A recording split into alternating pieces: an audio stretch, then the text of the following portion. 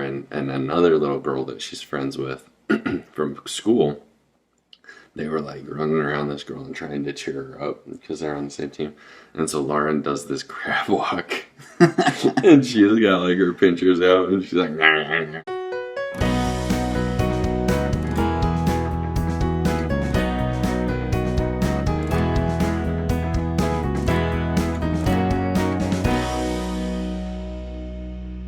Well, welcome back everybody to the Balance for Life podcast. Our goal is to help you, to inspire you, to guide you, direct you, lead you, motivate you. I don't know. Captivate you. I want to desecrate you. Is that? I want to motivate you. I want to no, that's a completely different thing. Anyway, that's a 9 Inch Nails song. Anyway, we want to help you find happiness and success in life. Yeah. So, if you like what you hear, give us a like, 5-star review, 2-star review. Hopefully not a 1-star review, but if you have to, any do stars it. will do. Yeah, exactly. Just let us know how we're doing, and those reviews help, help our podcast show up on people's suggestions and stuff like that. Join us on social media. We're at Balance for Life Podcast with the number 4, not 4 spelled out. Mm-hmm. We're on Facebook, Instagram, TikTok, YouTube, Twitter at Adam and Perry, all spelled out. Yeah. And you can watch us on YouTube as well. Just search Balance for Life and you will find us. Cool. Yeah, so let's jump in. I think we've got a really good topic today. This is something that, so in a previous job, same company, but previous job that I had, we had these posters up around the office, and it had a picture of a thermostat and a thermometer in it. Talked about the differences between the two. They were kind of motivational posters. And so it kind of was just a cool way to think about how we go through life and how we're affected by different situations that come at us. Mm-hmm. And so, do you, Perry, know the difference between a thermometer and a thermostat? Why, yes, I do, Adam. Thank you for asking. Yes, a thermometer tells you what temperature something is. Yeah. And a thermostat helps control the temperature. Absolutely. And that's exactly what these posters said is, so a thermometer measures the temperature of the room, right? It's going to tell us what the temperature is, but that's about all it's going to do. Right. A thermostat, on the other hand, is going to take those measurements and it's going to tell you what the temperature is in the room, but it's also going to control the temperature and change the temperature around it based on its internal workings, mm-hmm. Right? Exactly. So that thermometer is just affected by the world around it, right? That's all it's doing is being affected. Mm-hmm. And the thermostat is taking that input, taking that data, and deciding to make changes, right? They acknowledge these external forces, but they're making changes, making adjustments based on that data. Right. And so the purpose of these posters, or the motivation behind it, was, what are you going to be? Are you going to be a thermometer and be affected by external forces, be affected by the things that are going on around you? Or are you going to allow those situations, whether good or bad, to change your mood, right? It's kind of like a mood ring. Yeah. Did you ever have a mood ring when you were a kid? I think so. My kids have had them. Yeah, I think I had a mood necklace at one point. And so that mood necklace is going to use, body temperature and whatever they use to change color to show you what mood you're feeling. So that's kind of what a thermometer is going to be. If you think about it as a person, they're going to take that information, they're going to use those situations, and that's going to be what affects their mood. Mm-hmm. It's going to be what's going to make them feel a certain way, or we talk a lot about, this person made me mad, or this person mm-hmm. made me this, right? Right. Where a thermostat, a person who chooses to be a thermostat, is going to be very deliberate in their mood mm-hmm. and in their actions. And that's not to say that a person who would be considered a thermostat is never going to feel sad, right, or never going to feel angry, or never going to feel any of those emotions based on somebody else's actions, right? Mm-hmm. I think we're always going to feel some of those feelings, and we're Right. going to think some of those thoughts. And those are the things that we can't control, but what we can control is our responses to them. Are we going to allow that to change our entire day, or are we going to use our own personal strengths and change and affect the world around us? Right. And I think, we have all had times in our lives where we're more like a thermometer and times where we're more like a thermostat. And the beauty of existing, of being a human, is that in any given moment, we can decide which one we're going to be. Yeah. Right. And there are certain times where, like, you just can't help but feel a certain way, and you have to go through those emotions, and you have to be affected by something.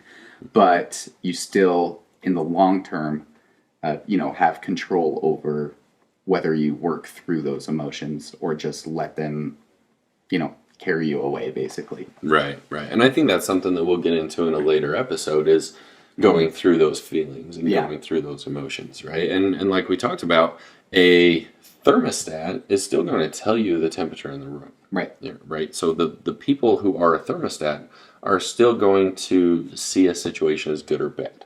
It's still going to stimulate an emotion. I'm not going to use the word trigger. I'm going to use the word stimulate. It's still going to stimulate an emotion. It's going to call a response. But the person who is a thermostat is going to have more control over that response and be able to use those emotions and choose whether they're going to ruin their entire day. And I heard a quote recently, or I read something recently, and it called out, I can't even remember the specific number now, but it's like a certain dollar amount. And if somebody came and took $5 out of this 120 something $1,000, are you going to let that ruin your entire day? And it equates it to, that's how many seconds are in a day, right? It's like 112,000 or 115,000 something. And it says if somebody were to take away 5 of those seconds, are you going to let it ruin the rest of that 115,000? Right. And so it's one of those things where, we can give a little bit. We can experience those emotions, but are we going to allow it to affect the rest of our entire day, or are we going to change that? Are we going to actively choose to be different, to not allow it to ruin everything? Yeah, definitely. I love that. So let's talk a little bit about some examples of situations where you might just want to be more like a thermometer, but you can choose to be like a thermostat. Yeah. So I think there's a lot of situations where you could choose. I think basically everything that happens to us every day. Basically anything that happens. So let's we can check out some specific examples and see what the responses would be of a thermometer or a thermostat, right? So let's say... Now, so I'm curious, before we get into them, the examples that you prepared, are these things that actually happened to you? Some of them, yes. Okay, so the examples I put in are things that have actually happened. Okay. So we'll talk about some specific things, some situations that have happened either to me or somebody else, or you or somebody else, right? Somebody that we know. So these are examples from actual life. Yeah. So the first one that I came up with is, let's say that you are out searching for a gift, right? You're looking for a holiday gift, birthday gift, Christmas gift, Hanukkah, whatever holiday it is, but you're out looking for a gift for somebody. And this actually happened, and hopefully my wife isn't too upset with me using this example. But so a couple of years ago, to back up a little bit, she always likes to get not necessarily matching pajamas for our entire family, but she always gets pajamas. Yeah, we do that too. Yeah. So she's out looking for these pajama pants, and she found some at Kohl's. And so she took my oldest daughter to Kohl's with her, and they walked in, and she went up to one of the stocking people and asked if they had these pajama pants in my size, and the guy told her they were out. And she had been frantically searching, right? And I mean, keep in mind, this is middle of December. I think it was actually like the 23rd or 24th of December, and she was looking for him for Christmas Day. And we actually open our pajamas on Christmas Eve so that we can wear them. Yeah, yeah. So seems pretty common. Yeah, I think so. So she's it's like the 22nd, 23rd, 24th of December, and she's at Kohl's, and the guy tells her that they're out of these pajama pants, and she had just had it. She was done. She'd been holding it together really well up until that point, but my daughter actually kind of laughed, and we still talk about it because she just completely melted down in the store. Like didn't cry, didn't like throw a tantrum where she's pounding her hands on the floor, right? But she just like my daughter said that she just like melted into the clothing rack that was next to her, and just kind of almost fell over and was just completely defeated. Yeah. And so it kind of, this was one of the examples that I came up with of, if we're placed in this situation, right, we don't have any control over whether that store is going to have what we're looking for, right?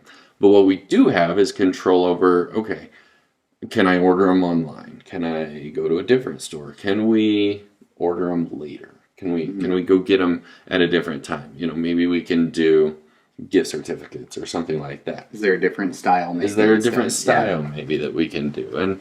And granted, this situation, right, there, like I said, it's a very specific situation, and she had been frantically searching. So I'm not saying anything against my wife at all.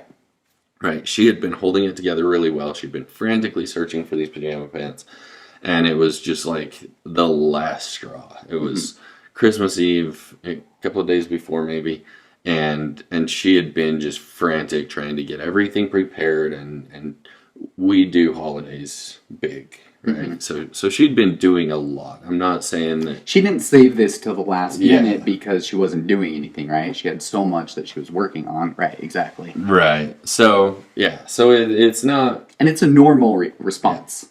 Yeah. So it's not anything against her. It's just if you're placed in this situation, right? We have two different ways that we can respond. We can give up, or we can move on. Right. And in this situation, she experienced the emotion. She had her little meltdown in the store. They walked out, and then she picked herself up, and I can't remember where she found them, but she ended up going somewhere and getting some pajama pants for me. And I'm pretty sure she had them there on Christmas Eve when we were able to open them. It was a couple of years ago, so I can't specifically remember the exact details after that point, but it's one of those examples of experiencing the emotion, allowing it to kind of take over and experience it, and then moving on. Right? Making that choice to move on. So that's one of those things where, how are you going to respond in that situation, right? Well, and think about this. A thermometer doesn't change from 60 degrees to 70 degrees within a few seconds, right? It takes time. So I mean, I feel like that's what your wife did, right? She reacted to what was happening. She had, that response. She took some time, and then she, processed everything. And that's how we do things, or that's how we should. Yeah, exactly. Okay, so I'm going to share an example that's happened to me many times. Okay. Your child wakes you up at 5 o'clock in the morning, right? So this morning, my youngest, she's 5 years old. She woke me up at 5:15. She said, "The night is too long. I want morning to be here. Will you cuddle with me?" Right? So now, most of the time when this happens, I feel really frustrated. And sometimes I'll be a little bit short with her. Like, you need to go to bed. It's the middle of the night. I'm trying to sleep. Just go back to sleep, For some reason this morning, I was super calm. And I was like, okay, so I go to her bed, cuddle with her for a few minutes, and she seems like she's starting to drift off. So as I'm leaving, I look back, and she looks up at me, and then she turns back around and lies back down in her bed. So I think she was okay, right? So normally I have to go through these emotions of like anger, frustration. Why are you doing this? You're making me lose sleep, and my sleep is precious, right? So, I mean, it's one thing when like a 2-year-old does that, when your 5-year-old does that. it's a little more frustrating, right? The older they get, the harder it is to manage that. For some reason this morning I was just like, all right, cool, let's take care of this. I'll take a nap later today, I guess. Yeah. So, but again, that's an example that happens to a lot of people. Mm-hmm. And how are you going to react? And in this example, you're going from a state of sleeping to reacting. Yeah. When you're awake, it's a little bit easier to recognize those emotions that are happening and control them and react to them. But when you've been sleeping, it's harder to do. Right. And I think most parents can relate to that situation. Yeah. Right. I think every one of us has been in a situation where you're sound asleep and something wakes you up and your child's standing right there, and it's startling. Yeah. Right? And I think for most parents there is kind of that flow of emotions of how dare you take this away from me, and in a sleep deprived state, right? Because that's kind of where our body's waking up out of a sleep where it's kind of jolting us out of this state that we should be in, right? Yeah. And so that's a really good example of a situation where you have to really concentrate to take that control. And I think that's a good example. And I think a lot of people do respond in anger and frustration and desperation and just please go back to bed. Give me another hour at least, right? Yeah. Normally I'm actually like grieving the loss of sleep that I just experienced. So right. Okay. Yeah. You want to share another example? Yeah. I've got one more. I've got one more example, and this is one that happened to me about a month ago. Yeah, it was about a month ago. So we've talked a little bit about my side businesses, right? And one of my side businesses is I make soap and bath products, and I sell them. I started selling them at a farmer's market last year. And then we did another booth this year, and I actually have my 10-year-old daughter Emma in a booth next to me, and she makes little epoxy resin, little trinkets and stuff.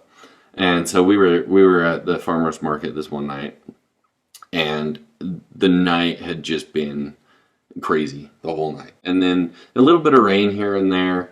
And right as we were getting ready to pack up, my daughter said, "Dad, give me your phone. I need to take a picture, a video of this, because the lightning," and she was looking out to the west, "the lightning is pink." And it was kind of right around sunset, and it was, we had maybe an hour, half hour before we were getting ready to pack up. And so I said, "Okay, well, take your video." And I said, she's a youth entrepreneur. She doesn't have a canopy, so they allowed them to pack up a little bit earlier than everybody else.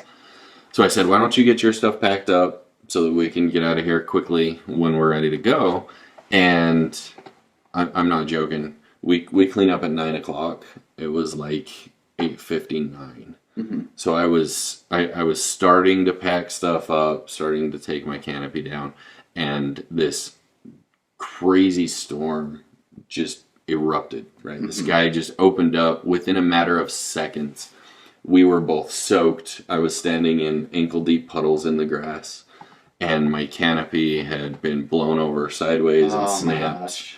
And I make and sell soap, and I stored it in cardboard boxes. Oh, jeez. And so within a matter of seconds, everything was just ruined. Oh, my gosh. And so we stood there, and we gathered ourselves, and we got everything packed up. And within a matter of 5 to 10 minutes, the rain was pretty much done. And we had a break, and we had everything packed up, and we threw everything on our cart, and we dragged it away. And one of the cool things I will say about these farmers markets is everybody's in a similar position, right? It's small businesses, people that are doing it on their own, and so they help each other.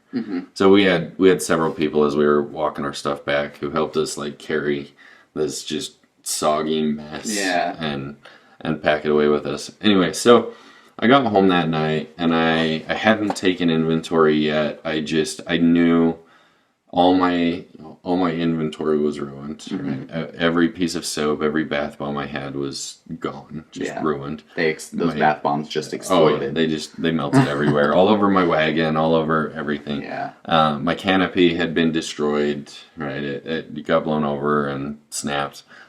We actually found out later that more people lost canopies in that little storm than didn't. Oh my gosh. Yeah. So I got home and I was devastated. Yeah. I mean, it was one of those situations where I didn't know if I was going to be able to come back from it. Yeah. As a small business, right? And most small businesses, when we're getting started, like this is one of those businesses where every dime that I've invested into this came out of my own pocket. Yeah. I haven't crowdsourced anything. I haven't asked for loans. I haven't. None of it. It's come out of my own pocket. And so I was devastated, and I stood in the kitchen and I cried and I was angry and I was upset, and I was telling my wife about it, and I was like, I don't know how I'm going to come back from this. Yeah. So it was another one of those situations where I allowed that emotion to kind of take over for a minute, and then I took that night. I didn't even get my stuff out of my car. I just left it there, and I went to bed and got up the next day, and I said, I can either let this ruin me and not come back from it, and I can just shut down my business and stop doing what I'm doing, or I can come back and make some stuff. And the following week I didn't have any soap because it takes a month to cure. So I had some that was curing, but I didn't have anything for the next week. I got some bath bombs made. I got some beard oils made. I had a couple of things that I could sell, and I went back to the farmer's market, which is what I had. Yeah. And it was a rough night. I didn't sell much of anything. But then a week or two later, I think I took the next week off because it was my youngest daughter's birthday. And then the next week I went back. I had my soap back. I had bath bombs. I actually created a new body scrub. Like I used this time to come up with some new products. So I've created some new product scents. And I actually had one of the best nights that I've had all season. Like one of the first times back to the market after that storm. So, there you go. Yeah, so it was another one of those things where you allow the emotion to be there and to be what it is, and then take control, take charge. Pick yourself up. Yeah. And what choice are you going to make? Are you going to let it ruin you, or are you going to move on from it? Yeah, exactly. So what's the name of your company again? Hobble Creek Soap Company. Hobble Creek Soap Company. Yeah. So if anybody is looking for some soaps or bath bombs or chapstick, beard oil, all kinds of stuff. Hobble Creek Soap, HobbleCreekSoap.com. There you go. You can buy it online. Check it out on social medias. All right. Yeah. So my last example is one that probably a lot of people can relate to. So my wife and I went to our temple today. And so for those that don't know, the Church of Jesus Christ of Latter-day Saints has a lot of church buildings where we go for regular Sunday worship, and then we have temples where you have to be a member of the church living by certain standards in order to enter. And except when they have like open houses, then anybody can go and walk through and tour it and stuff. So my wife and I went in, and let's see. And when we were done, we came out, we went home, I changed my clothes, and then we went to run a couple of errands. And at one of the errands, we picked up we gassed up on the way to pick up some medicine. And when we went to gas up, I didn't have my wallet in my pocket. I was like, oh, okay, I must have left it, when I changed, left it in my other pants, or maybe it's in my closet or something, right? I mean, that happens all the time. Oh, yeah. And so we finished running our errands. I get home and I look for it and I can't find it. I'm like, it's going to show up. I don't lose my wallet that often, just like once a week or so. every other day. Every like maybe month or two. Like I'll misplace it, and like the next day I'll find it, right? Yeah. Well, 3-4 days later, like it hasn't shown up. I haven't found it, and I'm trying to think, when did I last see it? And I realized the last time I had it was while I was in the temple. And so I go to the temple and I ask, has anybody, is it in the lost and found? Has anybody found a wallet? There's no wallets, and they're lost and found. And I, retracing my steps, I realized I had it in the temple. That's the last place I remember having it.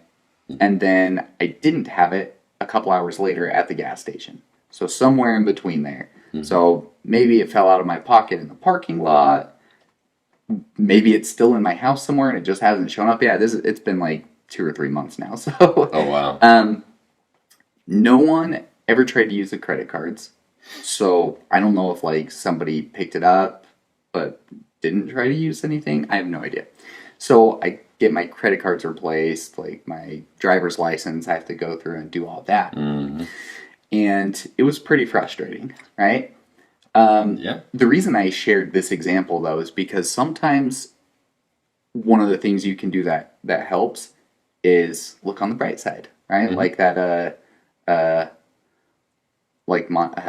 what's it called? It's one of the Monty Python. I can't think of the movie, but always look on the bright side of life is the song he sings as he's like on a cross or whatever. Oh yeah. Okay. Anyway, I can't remember the name of that particular movie, but so look on the bright side. And one of the things I realized is I had $100 in that wallet that morning, and I had it there for like a week or two, and I decided that morning to take $80 out and put it in my nightstand because I didn't need that much cash in my wallet. Wow.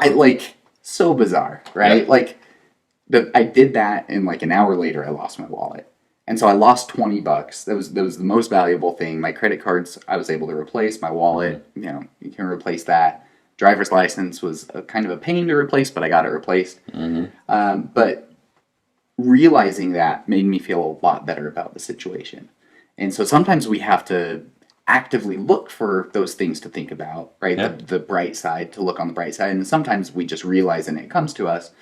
But doing that can really help. So that made me feel a lot better about losing my wallet.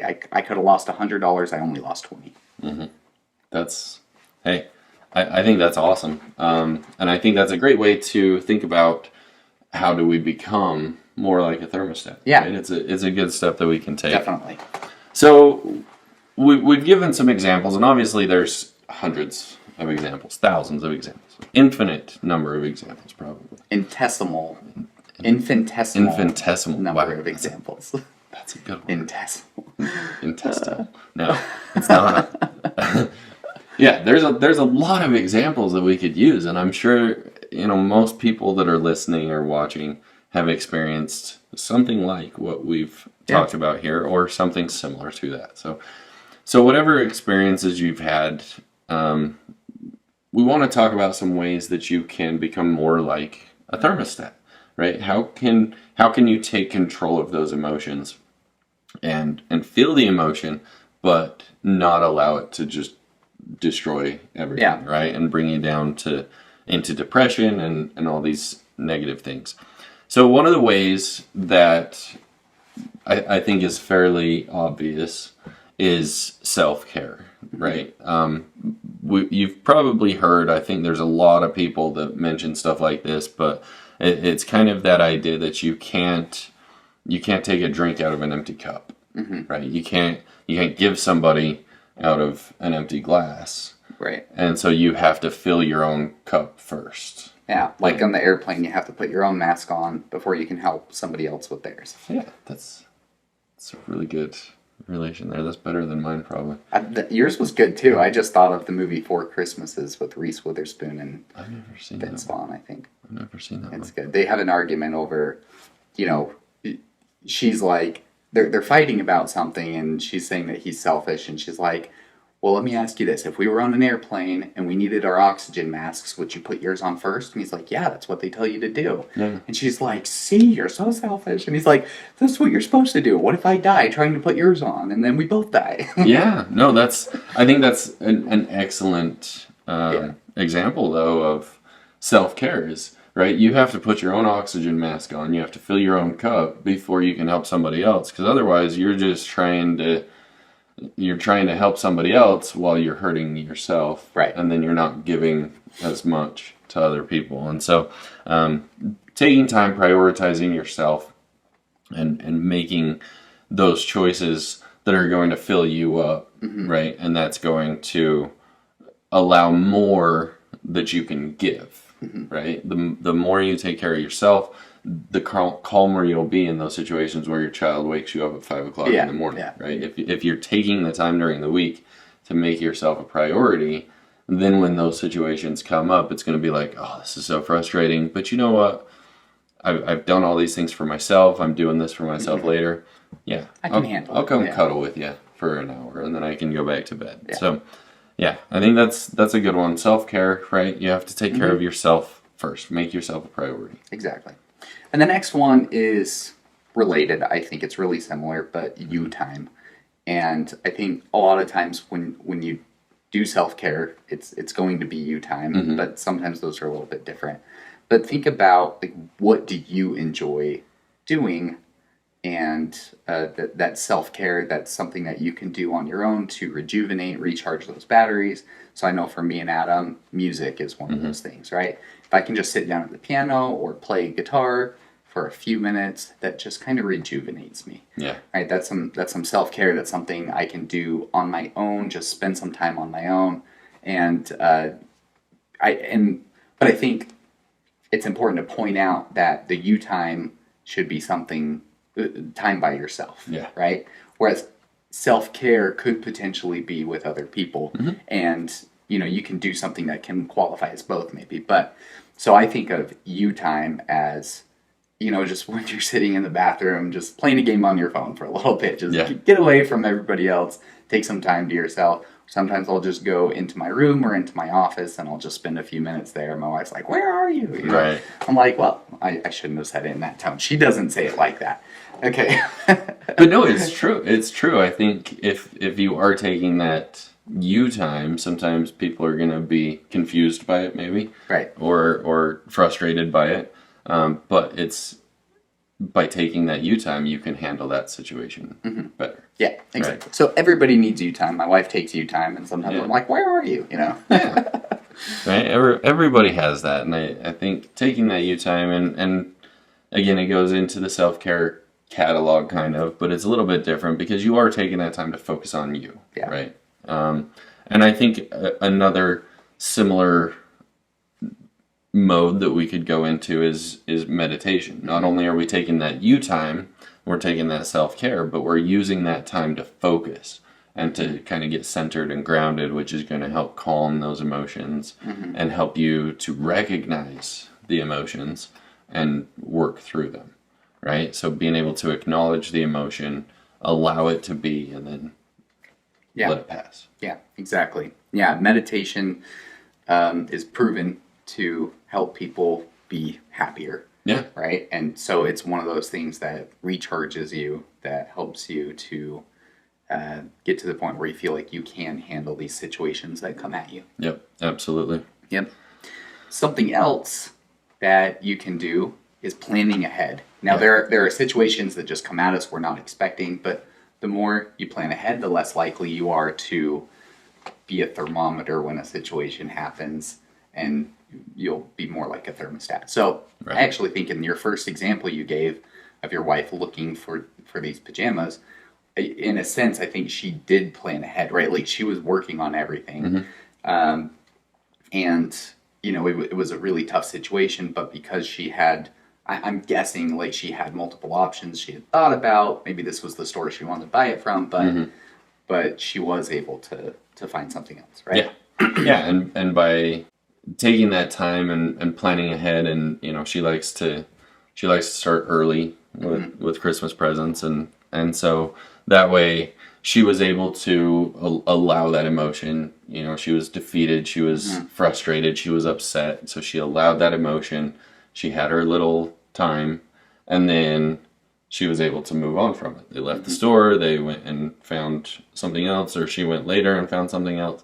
But because she planned ahead, there were other options available to her, and there was other ways that you could figure it out. So by planning ahead, you're able to recognize when those emotions do come in, and the frustration and the anger comes in. You're able to kind of look at that and say, okay, allow this moment, and then I have other options. There are other things available, right? With my example from the farmer's market, right? If I had planned ahead a little bit better, right? I wouldn't have put all my stuff in cardboard boxes. And so it actually, I was able to use that to plan ahead for the next time. And I bought a whole bunch of new plastic containers and sealable containers so that my stuff doesn't get ruined again. And also not taking every piece of inventory that I have with me to the farmer's market, only taking the things that I think I'm going to actually be able to sell. So that way there's still something left behind. So planning ahead would have saved a lot of that frustration. And you learn from that. In that scenario, and I was able to learn from that. So. And I think also with planning ahead, if there's a situation that happens to you regularly, like being woken up in the middle of the night by a child, you can plan ahead, how am I going to react the next time this happens? And so I think that's a big part of planning ahead. There are situations that happen to you once, right? Like the storm at the farmer's market might happen again, right? But I mean, the storms sometimes just come in and hit suddenly, but most of the time you know a storm's coming, right? Right. Whereas you have situations that happen to you every day or every week. You know, our daughter wakes us up maybe once every month or two in the middle of the night. She doesn't do it that often, but it still happens from time to time. So you can plan ahead. Okay, next time I get woken up in the middle of the night, I'm going to react this way. You know, envision how you're going to handle it, how you're going to react. Already pre-plan what you're going to do to overcome it, right? Okay, when that happens again, I'm going to take a cat nap that day. So when I get woken up, I can think, well, I'm not going to have enough time to go back to sleep after I take care of this, but you know what? I'm going to take 15 minutes later today to just take a quick nap and just kind of rejuvenate and get through the day. Or I'm going to have my caffeine, and that's going to help me out. Yeah, it always helps out. Yeah. Okay. I think another thing that we can do is, and this is kind of something that has been on topic with everything that we've talked about, but recognizing and acknowledging and naming those emotions, right? Being able to take a step back and detach from the emotion and allow it to be its own separate thing, I think is another way that we're going to be able to take control back from it, right? It's one of those things where we can't control that thought that's coming in, we can't control that emotion that's coming through. We can allow it to be a separate thing, and we can allow it to be, give it a name, recognize it, acknowledge it, and then allow it to pass. Yeah, exactly. I don't know how many of you have tried this, but if you actually take a second and you think to yourself, I feel frustrated right now. That actually, just acknowledging that helps. It doesn't get rid of the emotion, but it helps you to process it, and it helps you to get in this frame of mind of, okay, this is how I feel right now. What am I going to do now? So it just, that little action helps you to be more like a thermostat than a thermometer. Right, and I think that's a good point too that you just brought up is you recognize and acknowledge the emotion, but if you're detached from it, you can think about how do I move on from here, right? Exactly. You can process it, like you said. You process that emotion, but it's not going to take over. You can be more like a thermostat. You can recognize the temperature, you can recognize that emotion, and then you can change it. You can affect your environment. Exactly. And then our last tip is to talk with someone about your emotions. And this can be a therapist, which I know for some people there's a stigma about seeing a therapist. But if you've never been with a therapist, if you find the right therapist, it can be a really amazing experience, and it can help you a lot. It's true. But it doesn't always have to be a therapist either, right? It can be your significant other or a friend or your child even. Sometimes I talk with my kids about what's going on and how I'm feeling, and that helps me too. Yeah. Your dog. Yeah, sure. Sometimes it's even like an inanimate object. Sometimes I'll just go and sit, and even if I don't even say it audibly, if you just find a quiet place in this, write it down. To the self-care and you time. Right, exactly. Journaling, writing it down, just some way of expressing that emotion separate from you, and you're able to process that. Yeah, that's good. Okay. Awesome. Well, I think we've given 6 tips I guess we got into the. Well, you put 4 in, and I thought of a couple others that. Maybe we'll change it to balance 6 life. Balance 6 life, that might work. It's got a ring to it. Yeah, that was going back to a few weeks ago. Yeah. I can't remember which episode it was. Yeah, we were talking about that one a while ago. Anyway, so there's 6 tips that we can use. Some of them are connected. Some of them you can use interchangeably, and some of them you can just use to take control of the situation. And so hopefully that helps. Hopefully you're able to use some of these things or all of these things and take control of your own environment and recognize your emotions. So the challenge that we have this week, like every week we have a challenge. The challenge that we have this week is to start developing or prioritizing you time. Start prioritizing yourself. And so the one thing that I know has worked for me in the past when I'm able, when I actually do it, is to create and schedule a morning routine, right? And it doesn't have to be anything. You don't have to get up an hour and a half early and do 65 minutes of cardio, and you don't have to do all that stuff. It could be 10, 15 minutes.